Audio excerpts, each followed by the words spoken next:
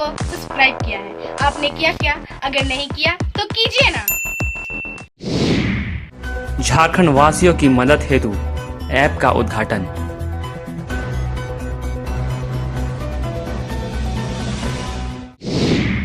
राज्य सरकार द्वारा लॉकडाउन में झारखंड से बाहर फंसे लोगों के लिए लॉन्च किया गया ऐप।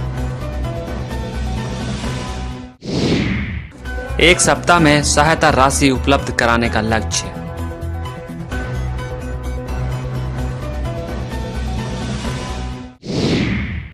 वहीं रांची की सबसे बड़ी दवा दुकान आजाद हिंद फार्मा बंद। लॉकडाउन के कारण राज्य के बाहर फंसे लाखों श्रमिकों की सहायता हेतु मोबाइल झारखंड कोरोना सहायता ऐप लॉन्च किया गया। ऐप के माध्यम से श्रमिकों तक एक सप्ताह में सहायता राशि उपलब्ध कराने का लक्ष्य तय किया गया। यह योजना केवल उन्हीं लोगों के लिए है जो झारखंड राज्य के निवासी हैं और झारखंड राज्य से बाहर कोरोना वायरस के चलते फंसे हुए हैं। झारखंड सरकार के माध्यम से मुख्यमंत्री विशेष सहायता अंतर्गत झारखंड से बाहर फंसे लोगों को सहायता राशि दी जाएगी। मुख्यमंत्री हेमंत सोरेन ने राज्य के बाहर फंसे सभी झारखंड वासियों से अपील किया कि ऐप को डाउनलोड कर अपनी जानकारी भेजें, जिससे आपको मदद पहुंचाई जा सकेगी। ऐप को डाउनलोड करने के लिए नीचे डिस्क्रिप्शन में लिंक दिया हुआ है। उस लिंक के माध्यम से आप ऐप को डाउनलोड कर सकते हैं। कोविड-19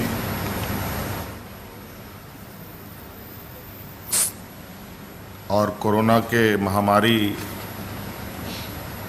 के इस लॉकडाउन की इस घड़ी में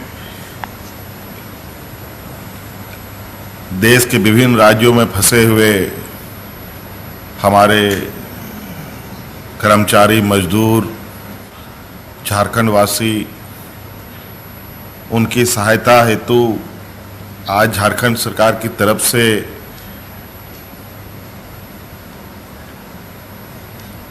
विशेष सहायता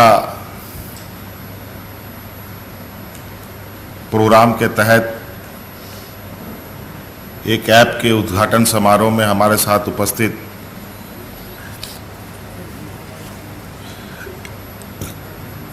हमारे मंच में साथ उपस्थित मंत्रीगण, राज्य के मुख्य सचिव, सभी वरिष्ठ पदाधिकारीगण, यहाँ उपस्थित हमारे मीडिया के मित्रों, हालात के बारे में दोबारा बोलने की आवश्यकता नहीं है। कई बार हमने मौजूदा परिस्थिति के बारे में आपके समक्ष बातों को रखा है। पहला लॉकडाउन का समय समाप्त होने के बाद पुनः भारत सरकार ने लॉकडाउन 2 की घोषणा की है और इसके साथ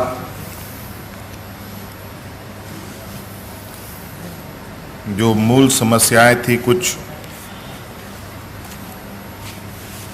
दूसरे राज्यों में फंसे हुए लोगों के लिए, वो ज्यों का त्यों बना रहा।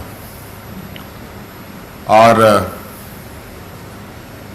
आपको मालूम है कि लगभग जो हमारे पास रफ आंकड़ा है, लगभग 7 लाख लोग हमारे झारखंड के दूसरे राज्यों में फंसे हुए हैं, विभिन्न राज्यों में। और इसी तरीके से कई राज्यों के लोग भी अलग अलग राज्यों में फंसे हैं। और इस लॉकडाउन में विशेष तौर पर मजदूर तबका का लोग अधिक संख्या में फंसे हैं और जिसकी चिंता सभी राज्यों को है। उसी क्रम में झारखंड जिस तरीके से लॉकडाउन के शुरुआती समय से ही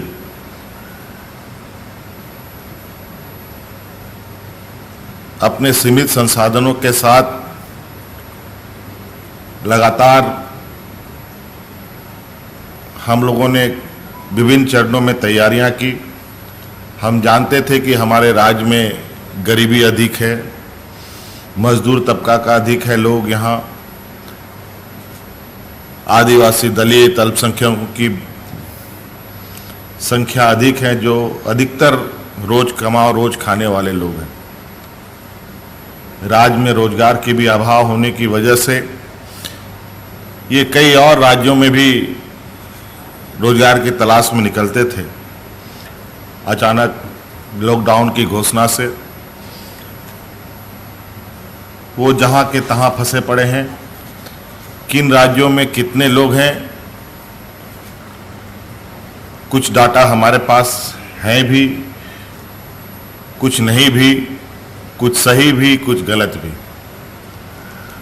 क्योंकि लॉकडाउन का समय अवधि बढ़ाया गया है, तो हम लोग यहाँ से राशन तो उनको उपलब्ध नहीं करा पा रहे हैं।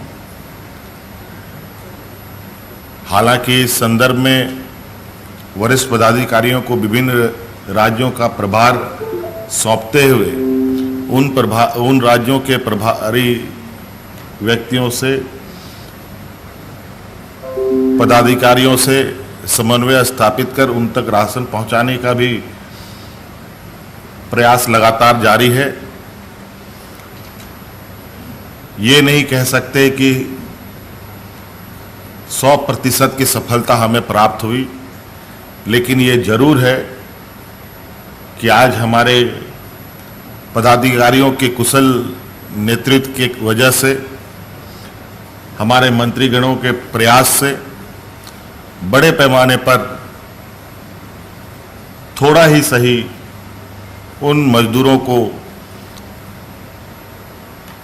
सहायता पहुंचाने का भी काम किया गया। समय अवधि बढ़ने के बाद हमारी भी चिंताएं बढ़ी कि अब आगे क्या किया जा सकता है। इसके लिए रात दिन विचार विमर्श करते हुए सरकार ने एक मोबाइल ऐप इजाद किया है और उस मोबाइल ऐप के माध्यम से हम प्रवासी भाइयों तक पहुंचने का प्रयास कर रहे हैं। चूँकि हम लोगों ने कॉल सेंटर भी बना रखे हैं बड़े पैमाने पर, लगातार फ़ोन आ रहे हैं और आज इस ऐप के माध्यम से हम अपने प्रवासी साथियों तक पहुंचकर उनका लोकेशन लेकर, किन राज्यों में हैं और उनकी पहचान कर सरकार अब इनको आर्थिक रूप से मदद पहुंचाने का सरकार ने निर्णय लिया है। और इस क्रम में हम लोगों ने ये भी निर्णय लिया है कि संख्या बल के आधार पर हम अपने प्रवासी मजदूरों को आर्थिक सहायता राशि उनके सीधे बैंक खातों में डालेंगे।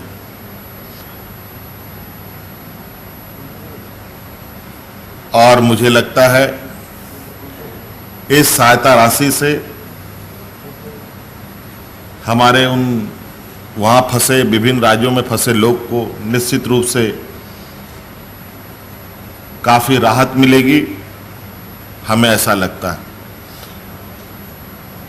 अब चूंकि आपने देखा कि राज्य के विभिन्न क्षेत्रों से मजदूरों की जो सहनशीलता है,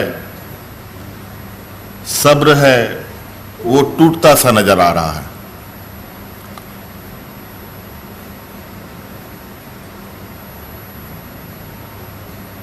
हालात निश्चित रूप से पूरे देश के लिए गंभीर है। आज हमारे इस राज्य में, इस राज्य के फंसे मजदूर तो जहां का तहां फंसा ही है। आज दूसरे राज्य में फंसे मजदूर को अपने परिवार की चिंता है। आज यहाँ उनके परिवार हैं, उन परिवारों को जो बाहर गए रोजगार पाने वाले, उनके घर के कमाऊ व्यक्ति की चिंता है, जिनके बदौलत उनका घर चलता है। हालांकि अभी हम लोगों ने राज्य के अंदर, राज्य के सभी गरीब परिवारों तक विभिन्न माध्यमों से अनाज और गरम खाने का भी व्यवस्थाएं कर रखी है। पंचायत से लेकर के, थानों से लेकर के, ब्लॉक से लेकर के जिला हेडक्वार्टर तक में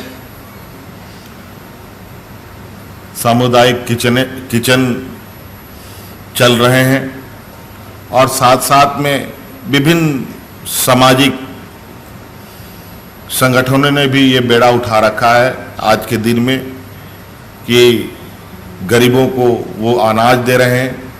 ये काफ़ी प्रशंसनीय विषय है। मैं उन सभी सामाजिक संगठनों को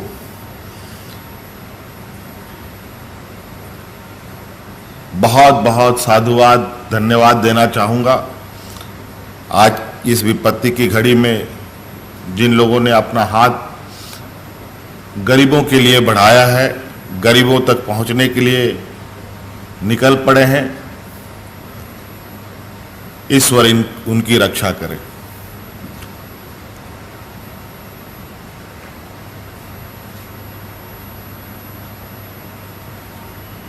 आज